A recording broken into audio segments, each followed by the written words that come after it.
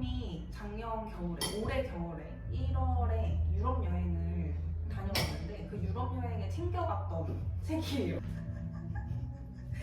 그 이제 유럽까지 가는데 한 12시간 정도 걸리는데 그걸 비행기에서 이제 내내 읽었던 기억이 있고 그 나라에 가서도 좀 이렇게 간지나는 걸 해보겠다고 어디 강가에 벤치에 앉아서 이 책을 읽었던 기억이 있습니다. 원서를 읽으면 더 뭔가 다른 책 가져가. 그거는 재밌었을 것 같은데. 그건 너무 피곤해서 안 되고요. 일단 표지가 너무 예뻤어요.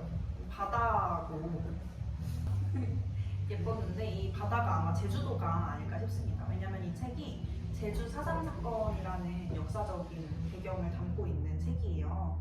아까 솔미 선생님이 소개해 주셨던 5.18 민주화운동 훨씬 이전에 1947년부터 일어났던 일입니다.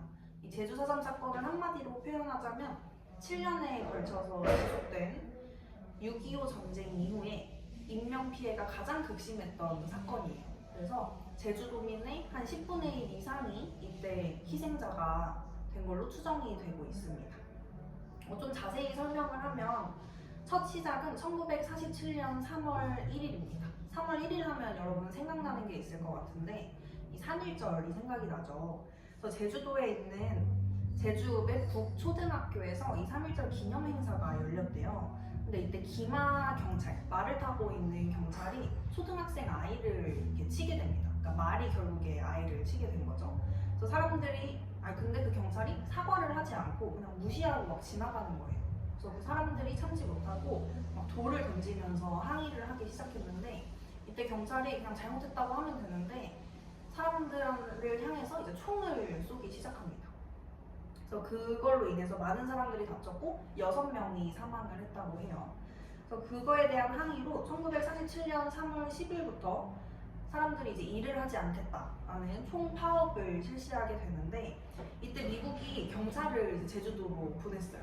그리고 서북 청년단이라는 단체도 이 제주도로 넘어가게 됩니다. 근데 이 서북 청년단이라는 단체가 제주도로 가서 이제 경찰, 군대, 학교, 행정기관 이런 데를 다 탄압을 하기 시작하는데 그리고 이 사람들이 빨갱이 사냥이라는 명목으로 제주도의 일반 그냥 시민들을 무참히 폭행하고 감금하기 시작했어요.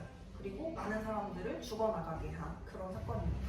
좀 더 이제 7년 동안 있었던 일이기 때문에 여러분이 지금 선생님의 설명으로 이 사건을 다 이해할 수는 없어서 기회가 된다면 한번 책을 찾아보거나 아니면 인터넷에 검색해서 한 번씩 봤으면 좋겠어요.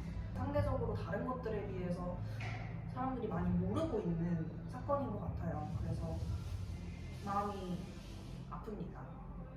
실제로 4.3 사건이 이제 공식 교육 과정으로 들어온 지도 얼마 안 됐고 이 사건을 나라에서 이제 공식적으로 인정한 것도 한 10년 정도밖에 되지 않았다고 해요. 그래서 그때 죽었거나 아니면 그 죽은 가족이 있는 그런 유가족들은 평생을 그 아픔 속에서 누구도 잘못을 인정하지 않고 우리 이런 희생자가 있었다는 걸 인정해주지도 않는 그 오랜 어떤 그 고통의 시간을 보냈다고 합니다.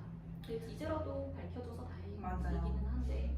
그리고 더더욱 이 한강 작가가 이 사건을 통해서 이 책을 써줬기 때문에 그리고 또 다른 숭이삼촌이라는 책도 있잖아요. 네. 제주 4.3 사건을 아주 잘 다루고 있는 작품이어서 읽어봤으면 좋겠어요.